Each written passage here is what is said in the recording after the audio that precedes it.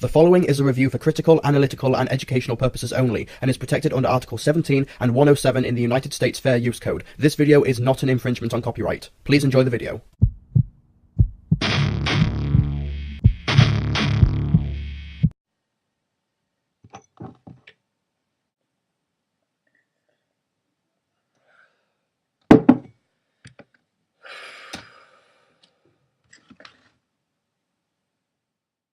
Sane anger. What is it about you that attracts such raw hatred that even Metallica denies you? Why hide yourself in a terrible reviewer's CD collection? Why? That's the question that lures me. The question that tempts me. The question that drives me. Maybe if I gaze into it, I might be able to... Nah, it's nothing, man. Just thinking about what to review next. Whoa, if it's Lulu, tell the Lulu fans that I'm not gonna go easy on him just cause he's dead. What kind of video game? Radical, man! So what is it? Sadical.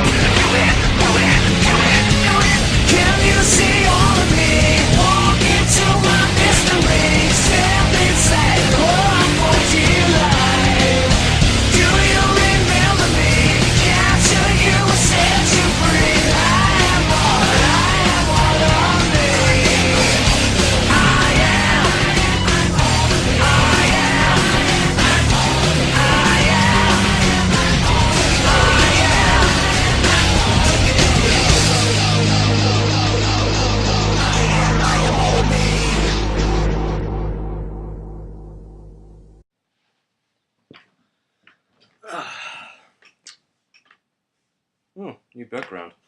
Greetings, dudes, babes, and metalheads. I am Skully. There's a lot that can be said about movie tie-in video games, isn't there? Many of you will say that they mostly suck, and that's mostly true. Mostly. Hell, especially this one. You okay, lady? But note the keyword I'm using here is mostly. Something that a lot of you might not know is that for every James Cameron's Avatar, there is usually an X-Men Origins Wolverine there to tip the scales of justice for all. And the game I'm going to be reviewing today is an example of how not to do a movie tie-in. So, grab your shades and your trench coats because this is Enter the Matrix. Enter the Matrix was developed by Shiny Entertainment and started development around about the same time as The Matrix Reloaded and Revolutions were being filmed, as the game utilised a lot of the same cast from those two movies. Another interesting thing to note is that Enter the Matrix is technically canon to both the Matrix trilogy and the Final Flight of the Osiris, which is featured on the Animatrix DVD. Do you want the long or the short version? Well, considering the at the time Wachowski brothers wanted the storyline of Enter the Matrix to connect to the main series canon, this pretty much meant we'd have to wait another 2 years before we got any love for good old Ted Theodore Logan. Excellent! Well, you wanted the long answer. Yeah, I love you too, Lars. Anyway, let's take a look at the story. So we start off with the crew of the Logos, Niobe, Ghost, and Sparks, who are being sent in to retrieve a package from Thaddeus, captain of the Osiris, who has a video file about what the machines are planning. But here's the problem.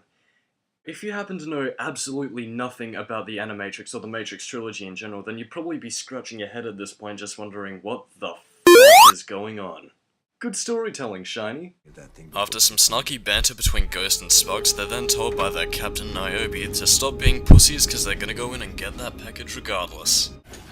Because I know how valued my opinion is on this ship, I won't bother to tell you. But I think it's insane for you not to wait for a support team. And for the record, when I cart your bodies back to Zion, do you prefer cremation or the gardens? Hey Lars, he's just like you. Why do you do that? Do what? Check your guns. Hume teaches us that no matter how many times you drop a stone and it falls to the floor, you never know what will happen the next time you drop it. It might fall to the floor, but then again it might float to the ceiling. That was the stupidest analogy I've ever heard in my life. Oh, what a moron! Am I right? The crew of the Logos discover that the package is located in a post office, and that they'll need to break in and steal it, and they accomplish this by walking through the front door. Whoa, hold up.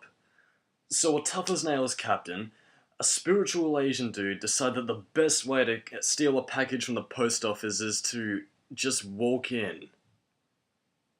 Jesus Christ, how the hell does Sparks put up with these people? Your faith in us remains a source of personal inspiration.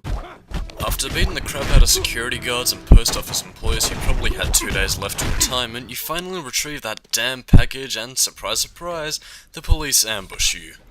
Got it. Stay low. Move in. Deadly force. All seems lost until...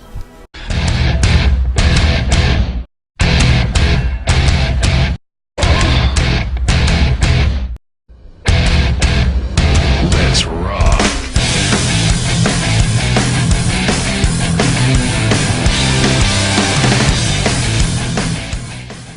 Resident Badass. Whilst fleeing for your life, Niobe, out of her infinite wisdom, decides to do this.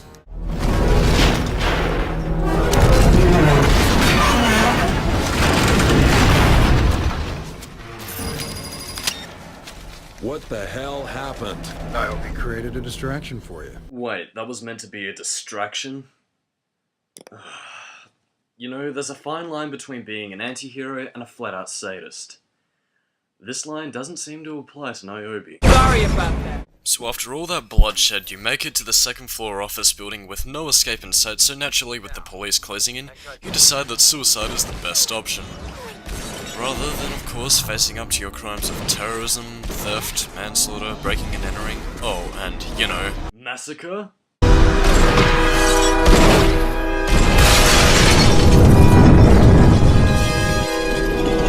Phew, good thing that truck was there. To think that I could have died had Sparks tried to dick with me. He's down off the west wing. Oh man. Great sinking there, Shiny. Oh man. But enough about that, cause it's time for a car chase. Oh yeah, time to get radical, dude. To the Matrix Mobile!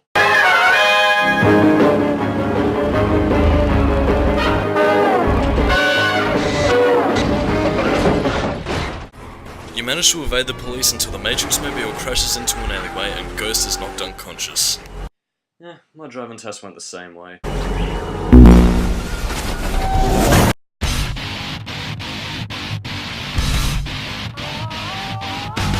Okay, that didn't happen, but it really should've.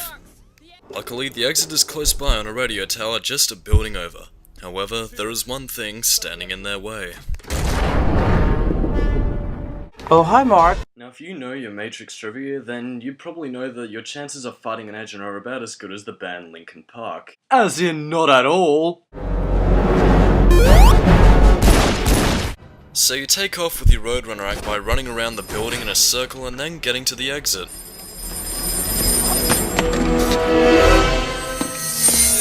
Yeah, it's padding, but hey, at least it takes my mind off the whole post office massacre that just occurred. We're then treated to an FMV cutscene with Niobe, who then broadcasts Thaddeus' message directly to Zion.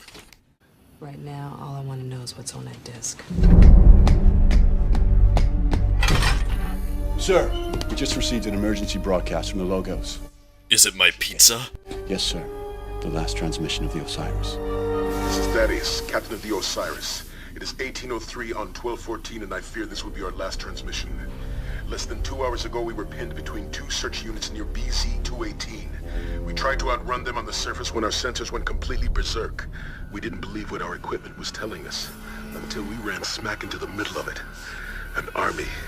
Their army. It's massive. Hundreds of times this.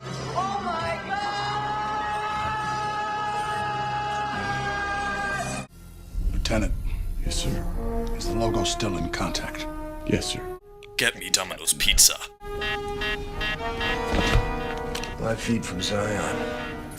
Jesus, it's Deadbolt himself. Give me that. Captain, you and your crew to be commended.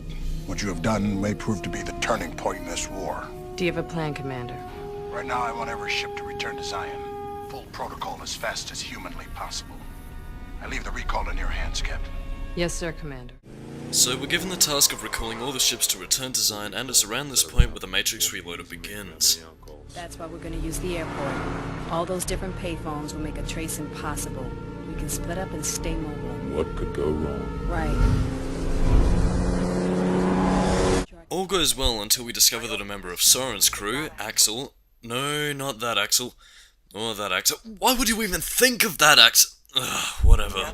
The dude got himself captured by agents, and it's up to Niobe and Ghost to save him. Whoopee. Agents have cornered Soren. They're moving Axel to the tarmac. If they get him in the air, I'll have to pull the plug. Actually, this brings me up to a point. I mean, what the hell was Soren's team doing there anyway? I mean, were they sent to handle the recall? Well, obviously not, seeing as Niobe and Ghost are there, so... What the hell? I mean, this isn't explained in-game, and I don't think it was even explained in Reloaded. I mean, what the fuck, Shiny? Or should I say the Wachowski brothers?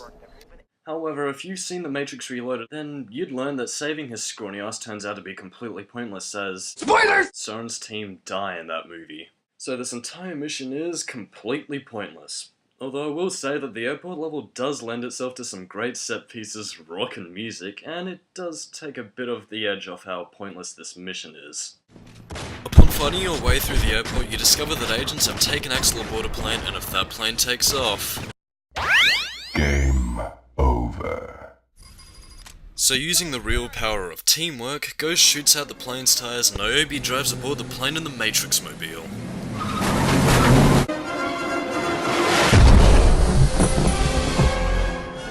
While Niobe deals with the agent aboard the plane, Ghost then learns through Sparks that Axel has parachuted out of the plane, so it's up to Ghost to nick a police car and chase him down before the agents get to him. And to sweeten the deal, you will never guess what they're playing on the radio. Switchback. Switchback. Hell yeah, sold well.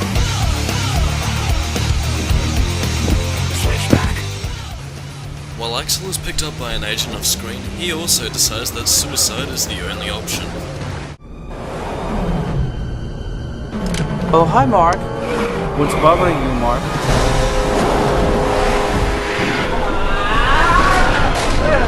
Why, Lisa? Why?